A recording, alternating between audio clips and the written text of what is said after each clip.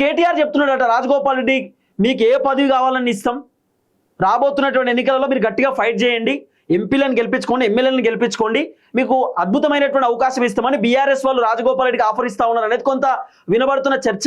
So Rajagopal Reddy ఆలోచన చేస్తుండట, మరి BRS పార్టీలో పోదామా, ఏం కథ, కాంగ్రెస్తోనే కంటిన్యూ అయిదామా, మరి కాంగ్రెస్ మంత్రి పదవి ఇస్తే మరి సైలెన్స్ అయిదామా, ఇలాంటి ఆలోచనతో రాజగోపాల్ రెడ్డి ఉన్నట్టుగా కూడా కొంత వినబడుతున్నటువంటి అంశం. కానీ రాజగోపాల్ రెడ్డికి ఎందుకో కాంగ్రెస్ నచ్చట్లేదు. నచ్చకపోవడానికి రకరకాల రీజన్స్ ఉన్నాయి. కాంగ్రెస్ పైన భయంకరమైన వ్యతిరేకత కూడా వచ్చింది. రాజగోపాల్ రెడ్డి ఇన్ కేస్ బీఆర్ఎస్లోకి పోతే ఇప్పటికిప్పుడు రాజగోపాల్ రెడ్డి కాంగ్రెస్కి రాజీనామా చేసినా, ఎమ్మెల్యేకు రాజీనామా చేసినా, బీఆర్ఎస్కి వెళ్ళి పోటీ చేస్తే పక్కా గెలుస్తాడు, దాంట్లో వేరే ఆప్షన్ లేదు. ఎందుకంటే రాజగోపాల్ రెడ్డికి అంత మంచి పేరున్నది, మునుగోడులో సొంత పైసలతో అనేకమైనటువంటి కార్యక్రమాలు చేసిండు, స్కూళ్ళు కట్టిండు, రోడ్లు వేయించిండు, పిల్లలకు అనేక హెల్ప్ చేస్తున్నాడు, స్కాలర్షిప్లు, లేకపోతే చదువుకునేటటువంటి విద్యార్థినులకు రాజగోపాల్ రెడ్డి సొంత పైసలతోటి ఫీజులు కడుతున్నాడు.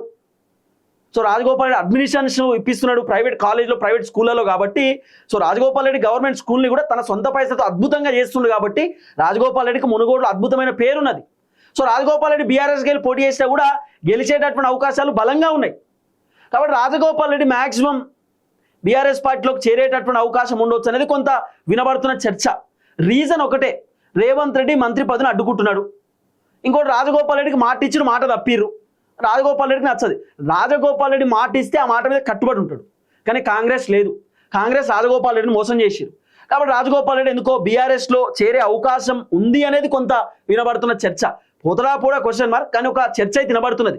మ్యాక్సిమం రాజగోపాల్ రెడ్డి బీఆర్ఎస్ వైపు చూస్తున్నాడేమో అని, కేటీఆర్ కూడా రాజగోపాల్ రెడ్డితో మాట్లాడుతున్నారని, కేటీఆర్ కూడా రాజగోపాల్ రెడ్డికి ఆఫర్ ఇచ్చిండు అనేది కొంత వినబడుతున్నటువంటి చర్చ.